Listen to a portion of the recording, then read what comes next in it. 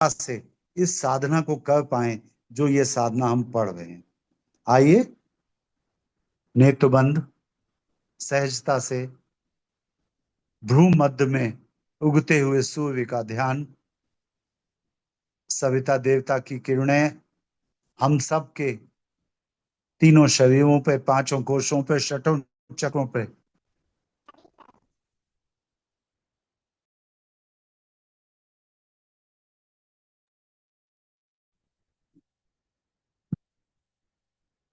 सविता देवता की किरणें हम सबको अपने प्राणों से, अपनी शक्ति से अनुप्राणित कर रही हैं। आइए, गायत्री मंत्र। ओम भूर्भुवः स्वः तत्सवितुर्वरेण्यं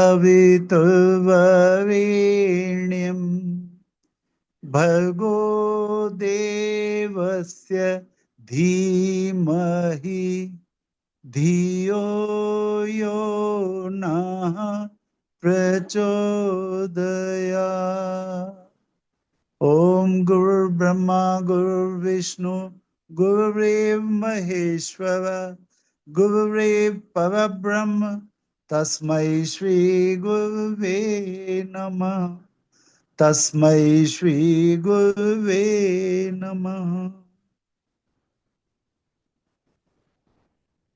आज का स्वाध्याय प्रारंभ करने के पहले सबसे पहले मैं आप लोगों को एक बात बता दूं।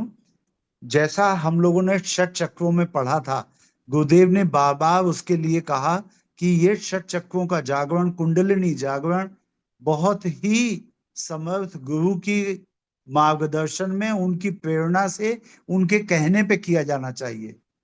अर्थात एक तरह से ये कहा गया कि जब तक गुरु की आज्ञा ना हो तब तक इस ओर कदम ना बढ़ाएं। इसके विपरीत पंचकोशों के जागरण की साधना के लिए परम पूज्य गुरुदेव ने अपने पंचकोशी साधना वांग्मय में पेज नंबर 1.9 पे लिखा है कि यह एक उच्च योग साधना है जो हम लोग अब पढ़ने जा रहे हैं, जो सर्वसाधारण के लिए, बाल, वृद्ध, नर नारी, गृही, विरागी सभी के लिए अति सरल और सर्वथा हानि रहित है। अर्थात इस साधना को करने में कोई जोखिम नहीं है। अर्थात इस साधना को सब लोग कर सकते हैं और करना चाहिए। ठीक है, ये एक सभी के लिए अति सरल और सर्वथा हानि रहित साधना है। 1-2 घंटे समय लगा सकने वाला कोई भी व्यक्ति इसे बड़ी सरलता पूर्वक अपना सकता है। और यहां तक कहा है परम पूज्य गुरुदेव ने कि इस मार्ग पर अग्रसर होते हुए सामान्य स्थिति का व्यक्ति भी अंततः उस स्थिति में पहुंच जाएगा जहां से आत्म साक्षात्कार की स्थिति बिल्कुल निकट आ जाती है। तो ये एक बहुत इंपॉर्टेंट पॉइंट आप सबके सामने क्लैरिफाई करने के बाद अब हम लोग इस तृतीय भाग में आगे बढ़ते हैं। अर्थात ये जो साधना हम लोग ये पढ़ेंगे, इस साधना को हम में से प्रत्येक व्यक्ति कर सकता है। ठीक है, तो बल्कि आगे गुरुदेव ने यहां तक लिखा है कि इस पंचकोशी साधना को लगभग ऐसा मान लें कि आप 10 साल में पूरा कर सकते हैं। बस प्रतिदिन 1 घंटे देना पड़ेगा, प्रतिदिन 1 घंटे देना पड़ेगा। और ये पंचकोशी साधना ऐसी है कि जो हमारे आत्मा है, इस आत्मा के ऊपर 5 आवरण चढ़े रहते हैं। जैसे आपके पास एक छोटा सा बच्चा है, या आप स्वयं जब छोटे बच्चे थे तो आपकी माँ सबसे पहले आपको एक बनियाइन पहनाती है जाड़े के दिनों में, फिर एक आधी बाह का स्वेटर अंदर पहना देगी, फिर एक ऊपर से कमीज पहनाएगी, फिर पूरी बाह का स्वेटर, फिर एक कोट पहनाएगी, ओवर कोट पहनाएगी, एक के ऊपर एक 4-5 लेयर कपड़े की बना देगी। तो इसी तरह से हमारी जो आत्मा है उसके ऊपर 5 आवरण हैं। ये 5 आवरण जो हैं, यदि सिद्ध कर लिए जाएं तो ये खजाने हैं, कोष हैं। और अगर सिद्ध नहीं किए गए तो ये आत्मा के कैद खाने के 5 जेल के दरवाजे हैं। अगर जान लिया, समझ लिया, सिद्ध कर लिया तो प्रत्येक कोष एक खजाना है। उसमें इतनी रिद्धि सिद्धियां, इतनी शक्ति भरी पड़ी है कि एक कोष की साधना आपके 5 क्लोन तैयार कर सकती है। हमारे पूज्य गुरुदेव के बारे में कई शिष्यों का कहना था कि पूज्य गुरुदेव जब साहित्य लिखते थे सुबह, तो इतनी तेजी से लिख लिख करके साहित्य बाहर आता था कि उसको पढ़ने के लिए कई भाई बैठे रहते थे। उसको पढ़ करके गुरुदेव की राइटिंग इतनी तेज होती थी कि उसको पढ़ के समझ के साफ साफ लिखते रहते थे कई भाई। ये काम करने के लिए अनेक भाई तैयार रहते थे। गुरुदेव अंदर से लिख लिख के पढ़ने भेजते रहते थे। और कहा तो यहां तक जाता है कि गुरुदेव एक नहीं 5 शरीरों से काम करते थे। तो वही बात मैं आपसे कहना चाहता हूं कि ये जो 5 कोश हैं, अगर एक भी कोश आपने सिद्ध कर लिया तो आपकी शक्ल के आपके जैसे 5 क्लोन तैयार हो जाते हैं, जो आपकी प्राण शक्ति के ऊपर निर्भर करेगा कि आप कितने क्लोन को कंट्रोल कर सकते। तो पता लगा आप एक शरीर से यहां बैठे हैं, दूसरा शरीर आपका किसी और शहर में जाकर के और आपकी तरह से दिखेगा और आपके कहने पे आपके हिसाब से काम करके और वापस आ जाएगा। तो ये तो एक कोष की जागृति की बात है। एक कोष का जागरण आपके 5 क्लोन तैयार करता है। 2 कोष हो गए तो 25 आपके क्लोन हैं। 3 कोष जागृत हो गए तो 125। 4 कोष जागृत हो जाए तो 625 क्लोन आपके जैसे बन सकते हैं। और 5 कोष जिसके जागृत हैं वो समझ लीजिए 3125 शरीरों से काम कर रहा है। और इसकी अनुभूति आपको भगवान श्री कृष्ण के शरद पूर्णिमा की रात को किए हुए महारास से मिल सकती है। उस महारास में जितनी भी गोपियां भगवान श्री कृष्ण के साथ रास कर रही थी, उनमें से प्रत्येक गोपी को लग रहा था भगवान कृष्ण उसके साथ ही रास कर रहे हैं। यहां तक कि भगवान कृष्ण के गले में पड़ी माला भी उसके अंगों का स्पर्श कर रही है। प्रत्येक गोपी ने कहा कृष्ण ने उसके साथ रास किया। इसी चीज की अनुभूति परम पूज्य गुरुदेव के जीवन काल में मिलती है, जब परम पूज्य गुरुदेव ने सन 1998 का एक सहस्त्र कुंडीय गायत्री महायज्ञ किया था। 1000 से ज्यादा उसमें कुंड लगाए गए थे। और ये मथुरा और वृंदावन के बीच के स्थान पे जहां पे गायत्री तपोभूमि है, उस स्थान पे ये किया गया था। पूज्य गुरुदेव की द्वारा लिखी गई जो अपनी बातें हैं, उन बातों में से जो चेतना की शिखर यात्रा में दिया हुआ है वर्णन कि उस यज्ञ के समाप्त होने के बाद, जिसमें लाखों लोग आए थे, परम पूज्य गुरुदेव वंदनीय माता जी एक तखत पर हाथ जोड़कर केवल खड़े रहे और यज्ञ की समाप्ति के बाद लाखों लोग उनके सामने से निकल के जाते रहे। और पूज्य गुरुदेव का कहना है हम तो केवल हाथ जोड़ के खड़े रहे, लेकिन जो भी कार्यकर्ता उस यज्ञ में आया, उस कार्यकर्ता को ये अनुभूति हुई कि पूज्य गुरुदेव ने उसको समय दिया, यथोचित समय दिया। हर कार्यकर्ता से उन्होंने बात की कि आगे का जीवन की रीति नीति क्या होगी, गायत्री मंत्र का प्रचार प्रसार तुम्हें कैसे करना है, अपने क्षेत्र में जाकर के तुम्हें यज्ञ और संस्कार के कार्य कैसे कराने हैं, गायत्री परिवार को कैसे आगे बढ़ाना है। प्रत्येक कार्यकर्ता को यह अनुभव हुआ, पूज्य गुरुदेव ने उसको यथोचित समय दिया, उसको भाव भरा अपना प्रेम प्रदर्शन किया कि मैं तुम्हारा गुरु हूं और तुम्हारे साथ तुम्हारे जीवन की यात्रा में सदैव साथ रहूंगा। तुम मेरा ये काम करो, मैं तुम्हारा मार्गदर्शन करूंगा। सोचिए, लाखों लोगों को गुरुदेव ने यह एहसास करा दिया कि उन्होंने प्रत्येक व्यक्ति ने गुरुदेव से बात की। और गुरुदेव का कहना है वो और माता जी केवल हाथ जोड़कर खड़े रहे। आप समझ सकते हैं किस स्तर की सिद्धियां गुरुदेव के पास थी। आइए गायत्री महाविज्ञान तृतीय भाग प्रारंभ करते हैं हम लोग।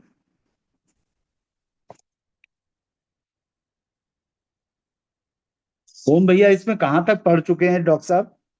डॉक्टर संगीता कहां तक पढ़ चुकी हैं? डॉक्टर साहब जहां भी पढ़ चुके, लेकिन प्रारंभ आपको प्रारंभ से ही करना है, क्योंकि माता का निवेदन था कि हम लोग केवल पढ़ने के लिए पढ़ रहे हैं। जब डॉक्टर साहब इसका वर्णन करेंगे तो कुछ विशेष होगा, इसलिए उनकी ये इच्छा है कि आप इसको शुरू से ही कराएं। तो पहली बात तो सभी भाई बहनों से ये कहनी है, गुरुदेव ने साफ साफ कहा है कि ये एक अत्यंत निरापद, मतलब कोई डरने की बात नहीं है इसको करने में। सरल साधना है। 1 घंटा प्रतिदिन लगा के 10 कक्षाएं हैं। एक क्लास, एक कक्षा 1 साल में पूरी होगी। गुरुदेव का कहना है कि जो 10 कक्षाएं हैं, इन 10 कक्षाओं में एक एक वर्ष लगाते हुए आप सने सने उन्नति करते चलें, और बाल वृद्ध रोगी सब लोग इसको कर सकते हैं। एक कोष भी आपने अगर सिद्ध कर लिया तो आप सामान्य जनता से तो अलग हो जाएंगे, सोचिए।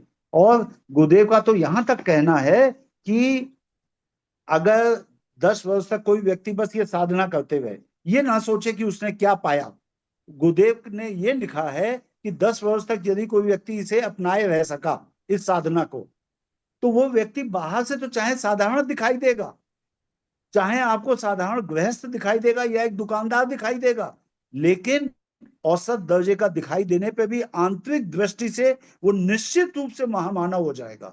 10 वर्ष ये साधना 1 घंटे प्रतिदिन, 10 वर्ष में वो निश्चित रूप से महामानव होगा और अपनी आत्मा में स्वर्गीय शांति का अनुभव करेगा। और जो समीपवर्ती क्षेत्र के लोग होंगे, जो उसके नजदीक आएंगे, उससे जो डील करते होंगे, चाहे ग्राहक आएगा आपकी दुकान पे, चाहे आपका भाई हो, चाहे पत्नी हो, चाहे बच्चे हो, उनको ये महसूस होगा कि आपके पास आते ही उनके अंदर पुलकन आ जाती है, प्रफुल्लता आ जाती है, और ऐसा पॉजिटिविटी आ जाती है इनके पास आने से कि ऐसा लगता है हमें ऐसा ही बनना चाहिए। क्या करें? गुरुदेव कहते थे क्या करें नहीं, क्या बने, ऐसा सांचा बनो कि लोग कहें हमें इनके जैसा बनना है। गायत्री महाविज्ञान तृतीय भाग। गायत्री के 5 मुख। गायत्री को पंचमुखी कहा गया है। पंचमुखी शंकर की भांति गायत्री भी पंचमुखी है।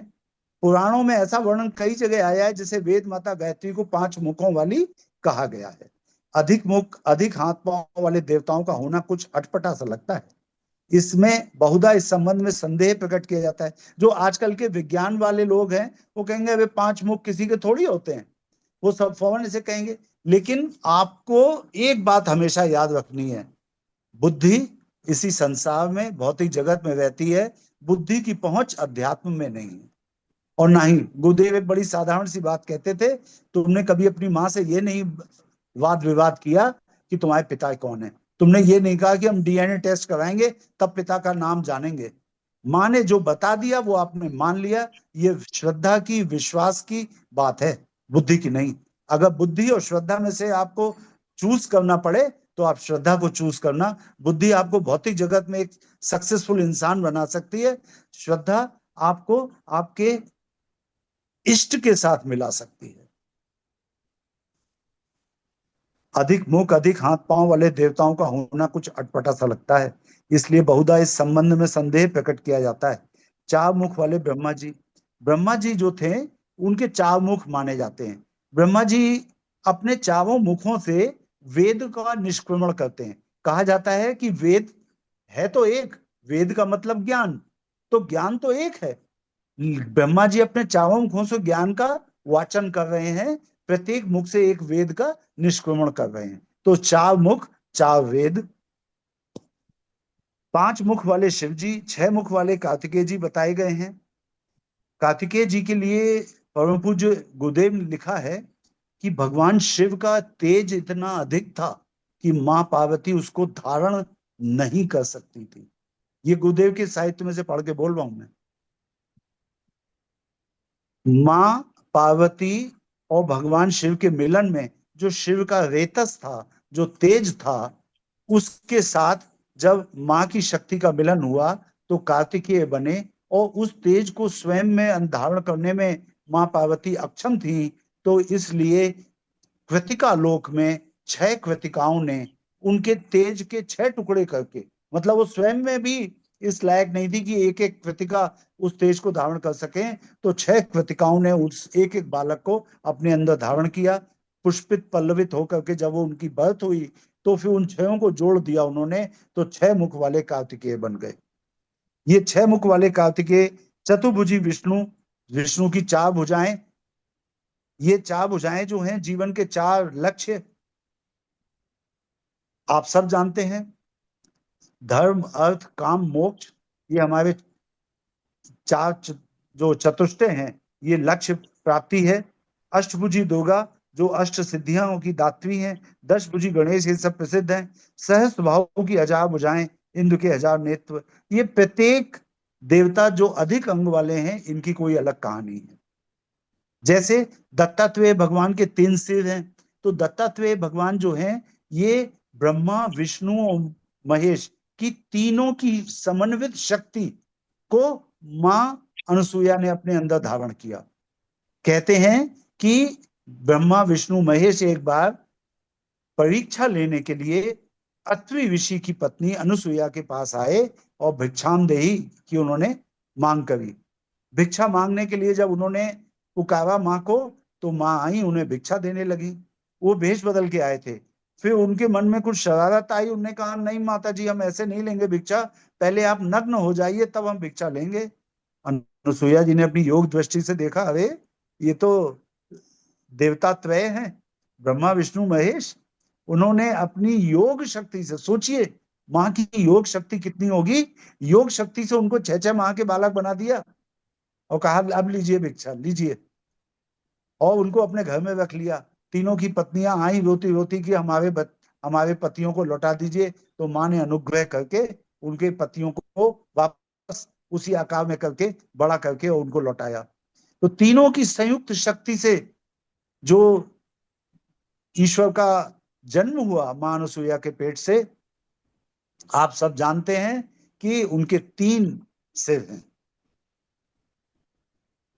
यह प्रकट है कि अन्योक्तियां एवं पहेलियां बड़ी आकर्षक एवं मनोरंजक होती हैं।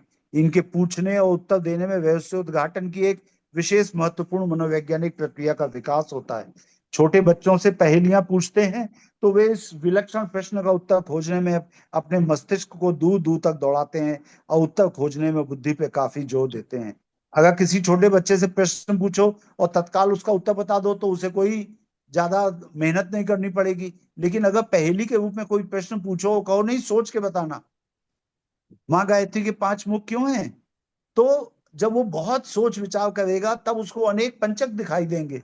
उन अनेक पंचकों में गायत्री के 5 मुख जो हैं वो गायत्री मंत्र के 5 भाग हैं। ओम भूर्भुवः स्वः, 3 पद, तत्सवितुर्वरेण्यम भर्गो देवस्य धीमहि धियो यो नः प्रचोदयात्।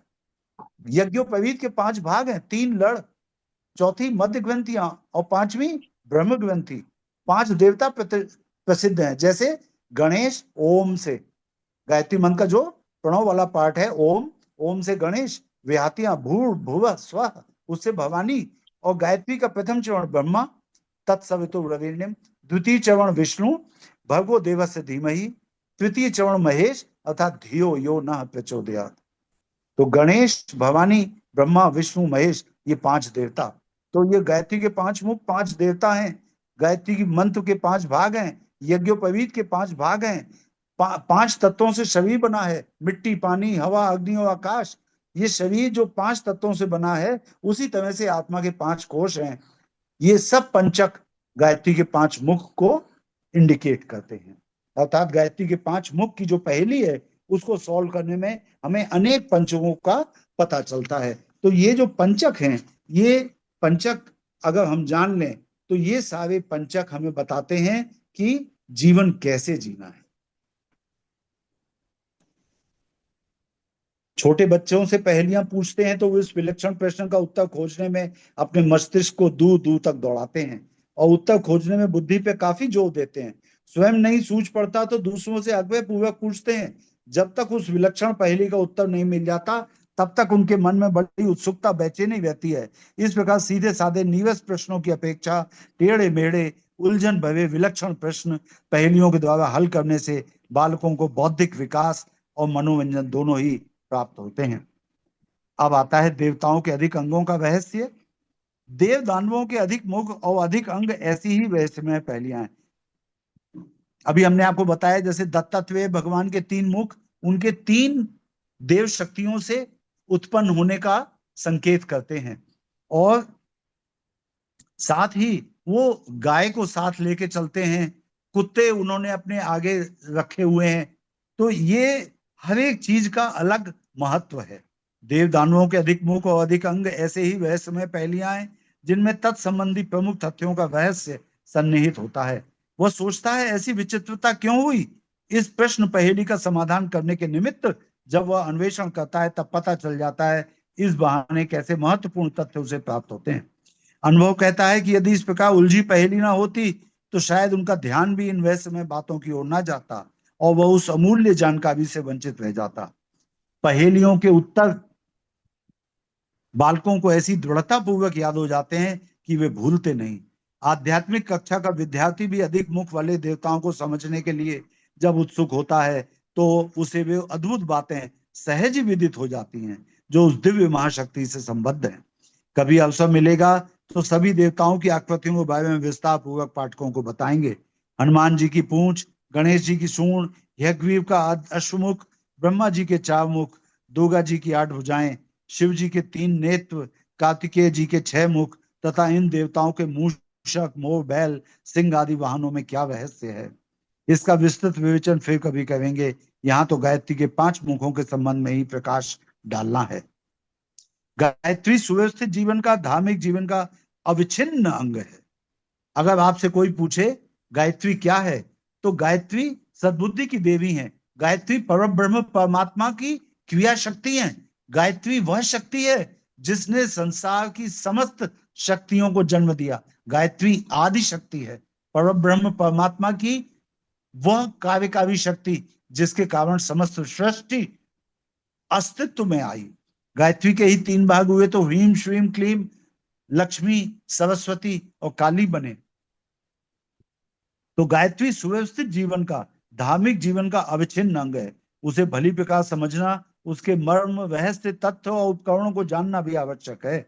जैसे डॉक्टर, इंजीनियर, यंत्रविद मतलब टेक्नीशियन, बढ़ई, लुहार, रंगरेज, हलवाई, सुनार, दर्जी, कुम्हार, जुलाहा, नट, कथावाचक, अध्यापक, गायक, किसान आदि सभी वर्ग के कार्यकर्ता अपने काम की बारीकियों को जानते हैं, अपने काम की बारीकियों को जानते हैं और प्रयोग विधि, हानि लाभ के कारणों को समझते हैं और जो भी उनके काम के औजार हैं उनके बारे में जानते हैं। गायत्री विद्या के जिज्ञासुओं और प्रयोक्ताओं को भी अपने विषय में भली प्रकार परिचित होना चाहिए, अन्यथा सफलता का क्षेत्र अवरुद्ध हो जाएगा। अगर आप गायत्री महाविज्ञान के अध्येता हैं, अगर आप गायत्री महाविज्ञान की राह में आगे बढ़ रहे हैं, तो अध्यात्म के क्षेत्र में आगे बढ़ने वाले लोगों को अपने विषय में परिचित होना चाहिए। ऋषियों ने गायत्री के 5 मुख बताकर हमें यह बताया है कि इस महाशक्ति के अंतर्गत 5 तत्व हैं जिनको जानकर उनका ठीक प्रकार अवगाहन करके संसार सागर के समस्त दुविधों से पार हुआ जा सकता है। गायत्री के 5 मुख वास्तव में उसके 5 भाग हैं। पहला भाग ओम, दूसरा भूर भुवः स्वः, तीसरा तत्सवितुर्वरेण्यम, चौथा भर्गो देवस्य धीमहि, पांचवा धियो यो नः प्रचोदयात्। यज्ञोपवीत के 5 भाग हैं, 3 लड़ें, चौथी मध्य ग्रंथियां, 5वीं ब्रह्म ग्रंथि। 5 देवता प्रसिद्ध हैं, ओम अर्थात गणेश, विहातिया अर्थात भवानी। गायत्री का प्रथम चरण ब्रह्मा, द्वितीय चरण विष्णु, तृतीय चरण महेश। इस प्रकार ये 5 देवता गायत्री के प्रमुख शक्ति पुंज कहे जा सकते हैं। गायत्री के इन 5 भागों में वे संदेश छिपे हुए हैं जो मानव जाति की बाह्य एवं आंतरिक समस्याओं को हल कर सकते हैं। हम क्या हैं, किस कारण जीवन धारण किए हुए हैं, हमारा लक्ष्य क्या है, अभावग्रस्त और दुखी रहने का कारण क्या है, सांसारिक संपदाओं की और आत्मिक शांति की प्राप्ति किस प्रकार हो सकती है, कौन बंधन हमें जन्म मरण के चक्र में बांधे हुए, किस उपाय से छुटकारा मिल सकता है, अनंत आनंद का उद्गम क्या है, विश्व क्या है, संसार का हमारा संबंध क्या है, जन्म मृत्यु के त्रासदायक चक्रों को कैसे तोड़ा जा सकता है आदि जटिल प्रश्नों के उत्तर सरलता पूर्वक उपरोक्त पंचकों में मौजूद हैं। गायत्री के 5 मुख असंख्य सूक्ष्म रहस्य और तत्व अपने भीतर छिपाए हुए हैं। उन्हें जानने के बाद मनुष्य को इतनी तृप्ति हो जाती है कि कुछ जानने लायक बात उसको सूझ नहीं पड़ती। जैसे गायत्री चालीसा में भी आता है, आप सबने गायत्री चालीसा पढ़ी होगी कि पूर्ण सकल ज्ञान विज्ञाना तुम सम अधिक न जग में आना, तुम्हें जानी कुछ वह न शेषा, तुम्हें पाए कुछ वह न क्लेशा। मतलब गायत्री को जानने के बाद कुछ भी जानना शेष नहीं रहता। गायत्री तो वेदों की जननी है, समस्त ज्ञान गायत्री के गर्भ में सन्निहित है। तो गायत्री के इन 5 भागों में वे संदेश छिपे हुए जो मानव जीवन की बाह्य एवं आंतरिक समस्याओं को हल कर सकते हैं। गायत्री के 5 मुख असंख्य सूक्ष्म रहस्य और तत्व अपने भीतर छिपाए हैं। उन्हें जानने के बाद मनुष्य को इतनी तृप्ति हो जाती है कि कुछ जानने लायक बात उसको सूझ नहीं पड़ती। महर्षि उद्दालक ने उस विद्या की प्रतिष्ठा की थी जिसे जानकर वह कुछ जानना शेष नहीं रह जाता। वह विद्या गायत्री विद्या ही है। 4 वेद और 5वां यज्ञ, ये पांचों ही गायत्री के 5 मुख हैं, जिसमें समस्त ज्ञान विज्ञान और धर्म कर्म बीज रूप में केंद्रीभूत हो रहा है। शरीर 5 तत्वों से बना है, आत्मा के 5 कोश हैं। ये बातें गायत्री के पांच मुख हमें बताते हैं। क्षितिजल पावक गगन समीरा, ये पांच तत्व जिनसे हमारा शरीर बना है, जिनके सम्मिश्रण से देह बनती है, मिट्टी पानी हवा अग्नि और आकाश, गायत्री के पांच मुख हैं। ये शरीर और कुछ नहीं, केवल पंचभूतों का जड़ परमाणुओं का सम्मिश्रण मात्र है। ये हमारे लिए अत्यंत उपयोगी औजार सेवक और वाहन है। अब यहीं पे एक बहुत बड़ी बात गुरुदेव बता रहे हैं। गुरुदेव कह रहे हैं कि गायत्री के पांच मुख ये बताते हैं कि हमारा ये शरीर पंच तत्वों से तो बना है, लेकिन जानना क्या है? जानना ये है कि अपने आप को शरीर समझ बैठना भारी भूल है। पंच तत्वों से बना है शरीर, तो हम पंच तत्व तो नहीं है ना। हम तो पंच तत्वों से परे, त्रिगुणों से परे, समस्त विकारों से रहित एक अनादि अनंत निर्गुण निराकार ईश्वर हैं। उसकी एक अंश है। ईश्वर अंश जीव अविनाशी। जिस प्रकार से समुद्र की एक बूंद में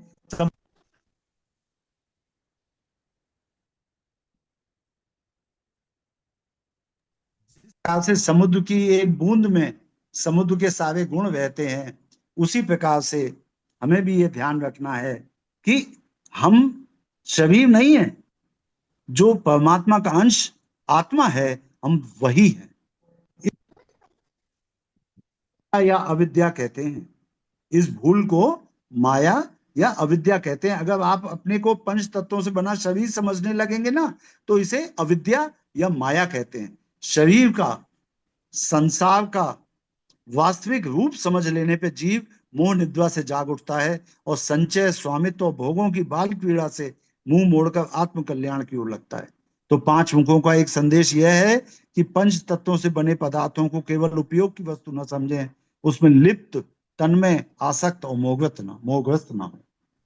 तो गुरुदेव कह रहे हैं गायत्री के पांच मुख क्या बताते हैं कि ये शरीर पांच तत्वों से बना है, आत्मा के पांच कोश हैं, और अपने को शरीर ना समझें।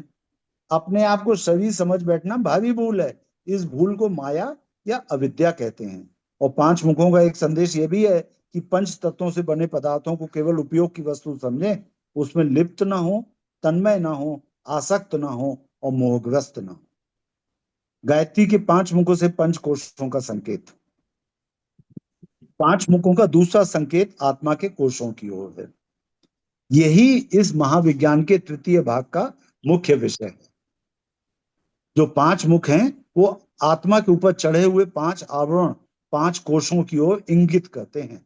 जैसे शरीर के ऊपर बनियान, कोटा, वास्कट, कोट, ओवरकोट एक के ऊपर एक हम पहन लेते हैं, वैसे ही आत्मा के ऊपर पांच आवरण चढ़े हुए हैं। इन पांचों आवरणों को क्या कहते हैं? अन्नमय कोश, प्राणमय कोश, मनोमय कोश, विज्ञानमय कोश, आनंदमय कोश। ये जो पांच आवरण हैं, ये पांच कोश हैं। और ये जो पांच कोश हैं, ये अलग अलग बातें बताते हैं हमको। ये प्रत्येक कोश जो है वो ये बताता है। जैसे अन्नमय कोश अन्न से बनता है, और इसको हम शॉर्ट में कह सकते हैं इंद्रिय चेतना। और जो प्राणमय कोश है ये जीवनी शक्ति है। और ये जो मनोमय कोश है ये विचार और बुद्धि से बना है। विज्ञानमय कोश अर्थात भावनाओं और भाव का प्रवाह है। आनंदमय कोश अर्थात आत्मबोध, आत्मस्वरूप की स्थिति, अर्थात आत्म साक्षात्कार करने के हम इतने निकट आ जाते हैं कि साक्षात ब्रह्म को जानने के नजदीक पहुंच चुके होते हैं। तो एक एक कोश हमें एक एक तरह की अलग तरह की सिद्धियां हमें प्रदान करता चलता है। इन पांच परकोटों के किले में जीव बंदी बना हुआ है। अब एक बात यहाँ पे समझनी है, वैसे तो कोष कहते हैं खजाने को, पर ये खजाना केवल तभी है जब आप इसे सिद्ध कर लें, जब आप इनको सिद्ध करने की राह पे चल पड़े, तब तो ये खजाने हैं, तब तो ये शक्ति के केंद्र हैं। और अगर आपने इनके प्रति कोई भी ज्ञान अपना डेवलप नहीं किया, तो ये पांच परकोटों में, पांच परकोटों के किले में कैद एक जीव है। तो फिर आपकी आत्मा इन पांच आवरणों से ढकी हुई है, और इन पांच दरवाजों को बंद किया हुआ है आपने, ताकि आपकी आत्मा इन कोशों में बंद रहे और अपने को माया से घिरा हुआ समझे। अगर आपने इन कोशों को नहीं जाना, नहीं सिद्ध किया, तो फिर ये आपके कैद खाने की ये दीवारें हैं। जब इनके फाटक खुल जाते हैं तो आत्मा बंधन मुक्त हो जाती है। ओम भैया, आज के लिए इतना ही रखते हैं। जी प्रभु। तो आज के पहली और स्वाध्याय में मुख्य। सबसे पहली बात तो ये कि परम पूज्य गुरुदेव ने ये कहा है कि ये जो 5 कोष हैं, इस साधना को सभी लोग करें। ये बहुत आसान है। बाल, वृद्ध, नर नारी और गृही विरागी सभी इसको कर सकते हैं। ये बहुत ही सरल साधना है और सर्वथा हानि रहित है। हानि रहित गुरुदेव स्वयं कह रहे हैं। और 1-2 घंटा समय प्रतिदिन लगा सकने वाला कोई भी व्यक्ति इसको कर सकता है। 1-1 साल की 10 कक्षाओं में ये बटा हुआ है। ये जो पंच कोशों की साधना है, इसको गुरुदेव कह रहे हैं अगर 1-2 घंटे प्रतिदिन आप करेंगे तो 10 साल के अंदर आप 5वीं कक्षा तक पहुंच जाएंगे, मतलब 5वें कोर्स तक पहुंच जाएंगे, आत्म साक्षात्कार के नजदीक पहुंच जाएंगे। किसी को कोई प्रश्न अगर हो तो। प्रश्न तो नहीं डॉक्टर साहब, आज के स्वाध्याय में वो चीज दोबारा से वो हुई। अभी अभी जैसा गुरुदेव ने बताया कि ये जो पंच तत्व हैं, हम पंच तत्वों में मतलब वास करते हैं, हम पंच तत्व नहीं है। बिल्कुल। ये जो शरीर है पंच तत्वों से बना है। क्योंकि एक साधारण बच्चा जो पैदा होता है, एवरेज इंडियन चाइल्ड का इंडिया में वजन होता है 2.8 किलो। और एक 60 किलो का एक आदमी या 50 किलो का एक आदमी 5.5 फुट का जब वो बड़ा हो जाता है तब हो जाता है। तो ये 60 किलो 50 किलो का आदमी कैसे बन गया 2.8 kg के बच्चे से? जो भी भोजन आपकी माँ ने आपको कराया, वो भोजन का 3 भाग हो गए। ये जो भोजन है इसके 3 भाग हो गए। जैसे हमारे 3 शरीर होते हैं, स्थूल शरीर, सूक्ष्म शरीर और कारण शरीर। तो वैसे ही जो भोजन हम करते हैं उसके भी 3 शरीर होते हैं, है ना? जैसे आपने आलू खाया है, ठीक है? तो जो आलू खाया, उस आलू में 3 शरीर होते हैं। तो पहला सूक्ष्म स्थूल, दूसरा सूक्ष्म और तीसरा कारण। तो स्थूल में स्वाद और भार होता है। आपने आलू खाया तो आलू का स्वाद, या आपने जो भी चीज खाई है उसका स्वाद और भार तो जिह्वा को महसूस होता है। ये उसका स्थूल शरीर है। सूक्ष्म में उसके प्रभाव और गुण होते हैं। जैसे अगर संतरा खाएं तो उसका प्रभाव है कि वो ठंडक पहुंचाएगा। अगर हम जौ खाते हैं, नारियल खाते हैं, केला खाते हैं, तो उनका गुण है कि वो सत्वगुणी है। अगर हम शराब पीते हैं तो वो तमोगुणी है। तो जो उसका गुण है वो उसका सूक्ष्म शरीर है। और जो उसका कारण शरीर है उसमें अन्न का संस्कार रहता है। और ये संस्कार केवल ज्ञानी पुरुष जान सकते हैं, ऋषि आत्माएं जान सकती हैं, जिन्होंने साधना की है वो जान सकते हैं। और साधारण व्यक्ति इतना समझ ले कि किसी ऐसे व्यक्ति के घर में खाना न खाने ना जाए जिसके यहाँ चोरी का, डकैती का, ये रिश्वत का अन्न आता हो।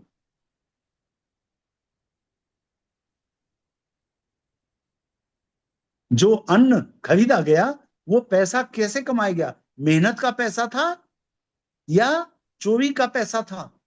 आपने खुद मेहनत करके उससे वो अन्न खरीदा, तब आप मेहमान को खिला रहे हैं? या एक, मुझे याद है मैं जब बहुत छोटा था तो एक ऋषि आत्मा रहते थे कानपुर के बाहर।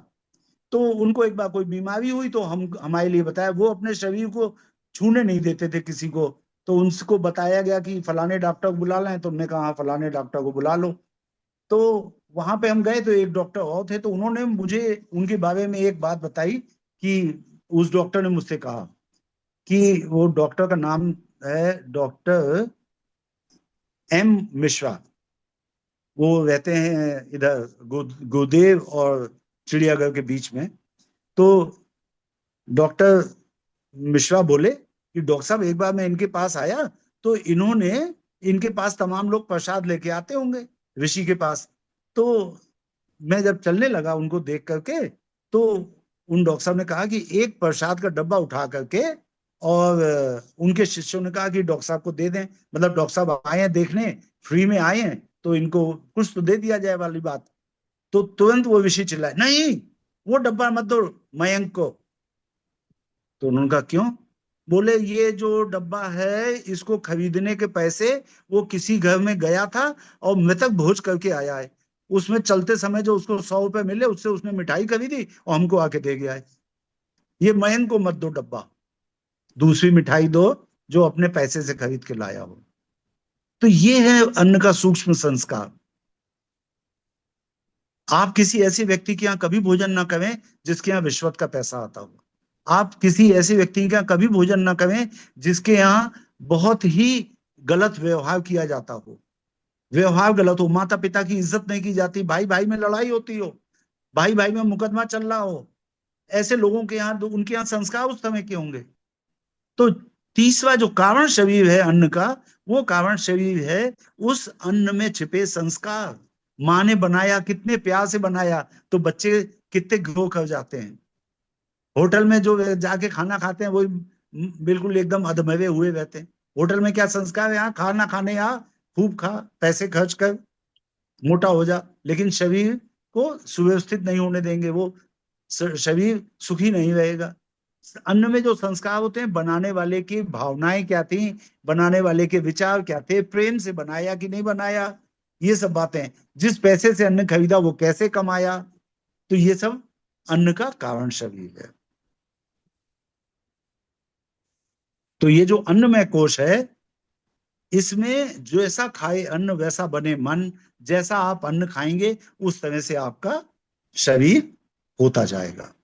तो ये 2.8 किलो का जो बच्चा है वो 50-60 किलो का वयस्क बन गया। उसमें उसके शरीर की बढ़ोतरी में कहां से अन्न आया? जो अन्न खिलाया गया। ठीक है, आज के लिए इतना ही। सभी को प्रणाम। फादर प्रणाम डॉक्टर साहब। प्रणाम भैया, प्रणाम।